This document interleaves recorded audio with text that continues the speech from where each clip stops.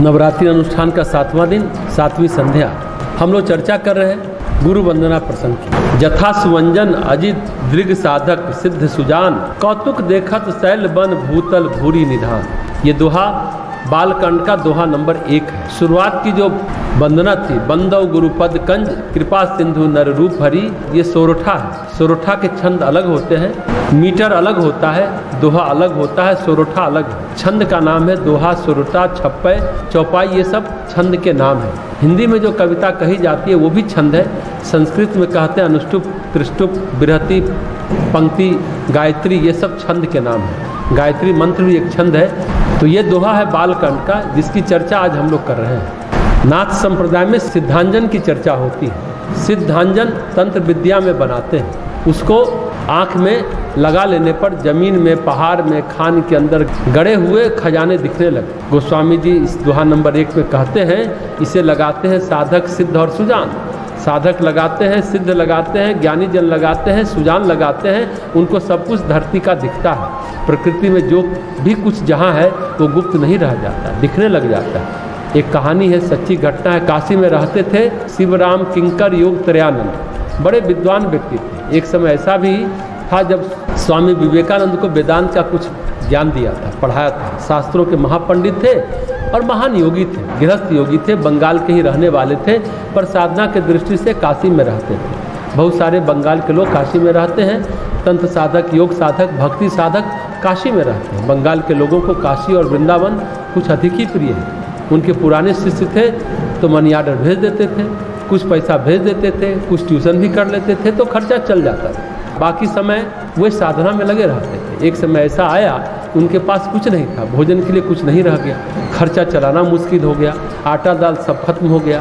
उसी समय एक साधु नाथ संप्रदाय का आया, उसने आवाज़ लगाई, अलख निरंजन।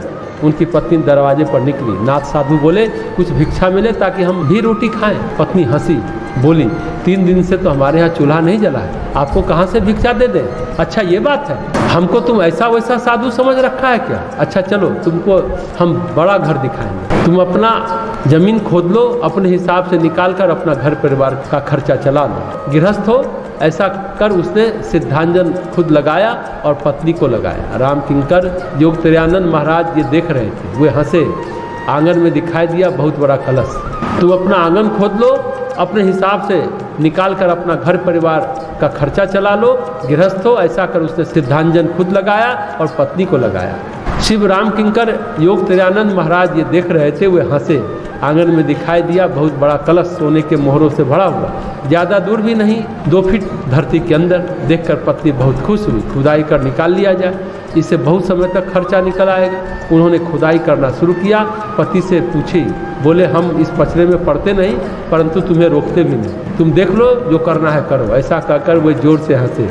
2 फीट खोदा तो फिर 2 फीट अंदर चला गया कलश, फिर 2 फीट खोदा फिर अंदर चला गया कलश। ऐसा करते करते सारे दिन वह नाथ योगी मजबूत कद काठी का था, लगा रहा, खुदाई करता रहा। पानी निकल गया पर घड़ा 2 फीट अंदर ही दिखता रहा। पत्नी बोली, ये क्या है भाई? नाथ योगी को भी समझ में नहीं आया, ये कैसा अंजन? हमारे गुरु ने दिया और दिखाई भी देते हैं चीज़ें, लेकिन वो तो 2 फीट अंदर ही चलता चला जा रहा है। शिवराम किंकर योग त्रयानंद बोले, सिद्धांजन गुरु ने तुमको दिया, क्यों दिया?